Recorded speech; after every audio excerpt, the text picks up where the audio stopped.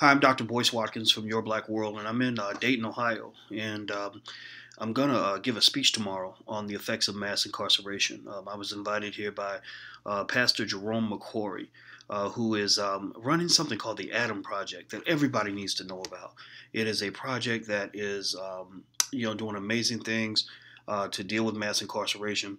What I love about Pastor McCory is that he is not a stereotypical Negro in the sense of sort of feeling that we are powerless to kind of deal with these issues. He doesn't just sit in the church and do nothing. He's out here fighting. He's out here marching. He's out here getting into politicians' faces. He's refusing to take money from certain people so that he can protect his integrity.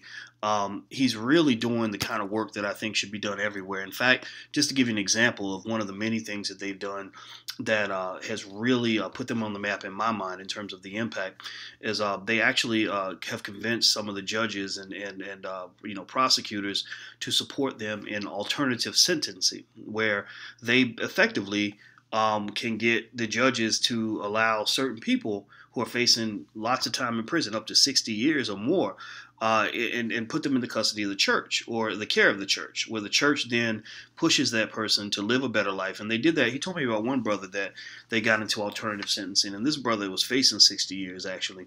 And they worked with him, and he didn't do a day in prison. And now this brother is a deacon in the church. He runs a legitimate business. He has a family. He's an upstanding member of the community. And that's what I call rehabilitation. That's what our system is supposed to be about. It's supposed to be about rehabilitation. Speaking of rehabilitation, all of us, I think, have to be rehabilitated or developed, and we have to evolve in some way. And then even as we evolve, even as we try to mature, sometimes, our instincts get the worst of us. We end up saying things or doing things in a way that's not productive. And I feel like I'm in that category this week, and I'm being as honest with you as I possibly can, when I talk to you. I got into this crazy back and forth about this article that I wrote, which I don't apologize for the article. I know what I intended to say, and I know what I said, and I think that any interpretation people have that deviates from that is their right to have that interpretation. But I also have a right to have a different interpretation, and then everybody who reads it has a right to walk away with their own interpretation. But I think that because I am a fighter, and I tell everybody else to be fighters, sometimes you get into situations and you're just ready to go at it. And I'm not going to say I was ready to necessarily fight, but I definitely felt, because the issue was so emotional for me, because I've seen what's happened to black men who are falsely accused, what I've seen happen to black men who've made bad choices, what I've seen happen to black men who have been incarcerated by the boatload. Mass incarceration, I believe, is the key. That is the fundamental component to the destruction of the black family. I think that's the key. Black men are not positioned to stand up for the community. Black men are not there to protect women in the community. In fact, the Adam Project by Pastor McCory, this is his card.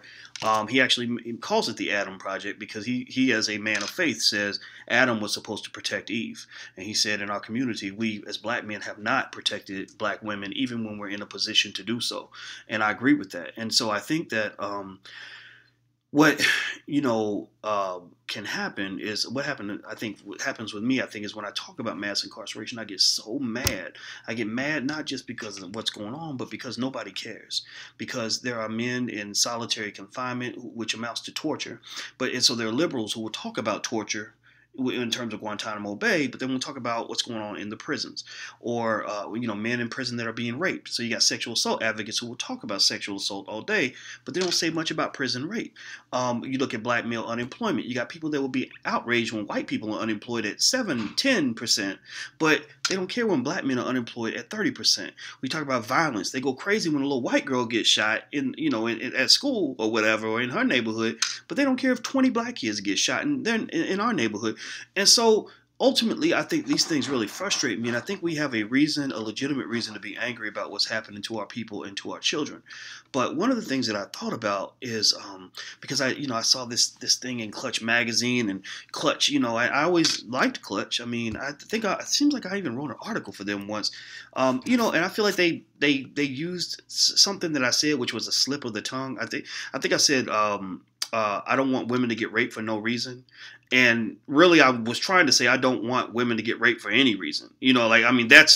That's how I feel. I mean, so if there's any ambiguity there, I think my daughters and my mother and my grandmother and my sister would probably be upset if I said I wanted women to be raped or that there was a reason for them to be raped. I would never say that. But I did say it in the video, and God, I'm so sorry for that slip of the tongue. I mean, that was not my intention. And I think that I was so mad. I was like, why these some of the people that write with Clutch and some of the feminists in New York. I want to help them. I mean, I have tried. My daughter went to Barnard in New York, so I'm totally hip. She educates me on everything she learns, and I want to support that. I have done hundreds of videos on different topics, and a lot of those topics relate to Black women. I stood up to the rappers last year, which by the way, they gave me a lot of shit over that. I stood up to the rappers last year because I said you can't keep disrespecting your mother and your sister like that, and I believe that most people get it. Most people, I think, understand it. Most of the women I know care about building Black families in a way that's fair, in a way that's fair and balanced, where I can't expect more from you as a woman that you expect from me as a man, and vice versa. I expect your love and respect. You expect my love and respect because we have to build our families. We have to compromise. We can't come expecting war and then wonder why we can't find true love. You never build love when you come prepared for war. And so I think that, sometimes we get into these political fights and these political camps, and then people start going crazy. And and someone told me that people were thinking about boycotting the Black Doctoral Student Association because I might be speaking there. And I thought that's kind of strange because as scholars, we're supposed to support the idea, the fair exchange of, of ideas and debate topics and find middle ground, or at least make sure all the points are heard so we can have that conversation. I didn't know that our reaction was to try to shut things down if somebody disagrees with us, because that's what it is. It is a disagreement. It's not as if one person is citing something that's completely untrue and the other one citing something that is completely true from any perspective in any context. It's usually a disagreement.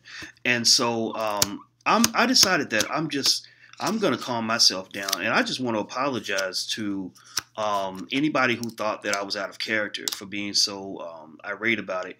I don't take back most of what I said, except for that slip of the tongue thing. Of course, I would never want somebody to be raped. I mean, that would be kind of silly for me that would be incredibly ridiculous for me to say something like that. And in fact, I will be happy to support any movements against violence that stem violence against women. In fact, I had already agreed to lend my platform to support a march that's going to occur. It actually, all of you should look into this. It's the Free Her campaign, and basically it's a campaign to deal with mass incarceration of women, because we need our mothers back home raising our children if we want our community to be stronger. We don't need them to be incarcerated. And so the best I can say is that I want to build. I want to see people come together. There's some people I know that are never going to receive any message that ever comes out of my mouth, and that is fine. I'd hope those people get over whatever pain that keeps them from feeling comfortable enough to engage. I mean, but I understand it actually, because I can remember feeling that way about white people. And sometimes I still feel, when I get really mad, I feel that a little bit myself, where it's like, look, I don't even want to talk to you. I don't even want to hear your opinion. You don't have a right to have an opinion right now. And that, and I still do that, but that's not me at my best self.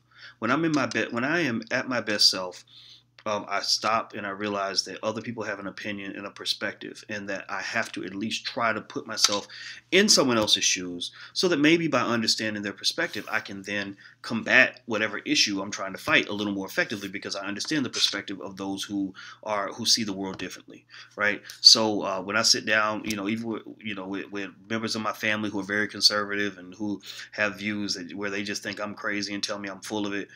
Sometimes I'll fight with them, but really when I calm myself down, I stop and I listen. And so the bottom line is that if you have a viewpoint that differs from mine, I'm listening. If on my Facebook page, if you have an article that you've written or a video you've done that has a different viewpoint, it could be, feminist, liberal, whatever, conservative, I don't care. Most of the time I'll go ahead and share it. I'm fine with that. Because again, my goal is not to tell people what to think. It is to encourage freedom of thought. And that's really the most I feel like I can offer my community as a quote unquote intellectual leader. My job as an intellectual leader, if that's what some people think I am, is not really to tell you what to think. It's really to encourage you to think for yourself. Now, if something I say happens to guide you to a better understanding of your truth, then that's what I'm here for. I am a teacher, so I am here to be your teacher. But also I'm here to be the student too. So I say this as humbly as I possibly can. It's genuine. It's who I really am. Sometimes I get criticized for being too humble. I've been told by people that work with me that, some people you got to crush them, boys. You got to fight them. You're too nice to people. That's going to come back and get you. But I don't believe in that. I believe that true power doesn't really come from dominating and crushing people who have an opinion different from yours. True power comes from what I would call Jesus power. If you look at Jesus, the life of Jesus, and again, I don't go to church. I ain't gonna lie. I'm not even super religious, but I respect so many of the principles that have been taught about the life of Jesus. And I don't want to get into a debate about Jesus, whether he's black or white, if he lived or didn't live. I mean, I hear all those views and I listen to them, but I don't want to talk about that now. But if you talk about just the story of his life, what I liked about Jesus' life, and he reminds me a lot actually of Father Michael Flager in Chicago. Father Flager is a person that is he's extremely humble. He doesn't feel like he's better than anybody. The man he will go talk to a drug addict, a prostitute, or anybody the same way he'll talk to a king or a queen, because he's not afraid of that. But then also his power comes from the fact that he believes in bettering his community. He knows that bettering his community is more important than even his own life. He puts his life on the line every day to go fight for gangbangers and people that are disenfranchised. He's committed entirely to something greater than himself. And that to me is just the essence of manhood. That's what self-actualization is all about in psychology, based on my interpretation of it. It's where you kind of realize that you're not the important one. You really are a vessel. You could be a vessel for God if that's how you believe, or a vessel for a higher purpose, whatever that purpose is. And that's what I want to be. I want to be a vessel. I can't promise that I'm that guy all the time. I mean, like I said, sometimes sometimes we fall short. But so please don't write me down as the guy who's pretending to be perfect. But at the same time, it's always a quest, always a journey. And I just want to say that I'm really not trying to. I mean, I'll debate. I know some scholars have reached out about us debating this issue on the article, and I'll join those debates, and I will debate. With all the energy and vigor that I normally have. I'll stand by my point, because somebody has to stand for those brothers who have been falsely accused and who have been incarcerated, all those things. But at the same time, I'm not coming out of hate. I'm coming out of extreme love, and I believe love is always stronger than hate. You cannot. If somebody hates you and you try to just out hate them, then what's going to happen is you're both going to end up annihilated. You're both going to be destroyed. But if you out love them, then everyone is elevated as a result of that. And sometimes it's hard for people to hate you if you love them back. So I'm hoping that people will be responsive to that. If they're not, I understand, but we're gonna keep it moving. We have the racist power structure to fight against. Me fighting against black women, or black women fighting against me. I really do think that does kind of fit in the category of divide and conquer. So they don't have to run with me, but I encourage them to, in their own way, fight whatever power structures lie in their way to achieving progress. I'm going to fight mine, and my arrow is aimed at white supremacy. It's not going to be aimed at Clutch Magazine. It's not going to be aimed at the black feminist. I can't say that I have not said things that are mean, out of frustration. But, from this point on, when I'm in my right mind, I'm going to be focused. And that's what I'm aiming for. So that's all I want to say. I'm done. I'm going to go take a nap and get ready for my speech tomorrow. But I hope you'll join us in this incarceration initiative. Remember, in the month of November is going to be the month of resistance.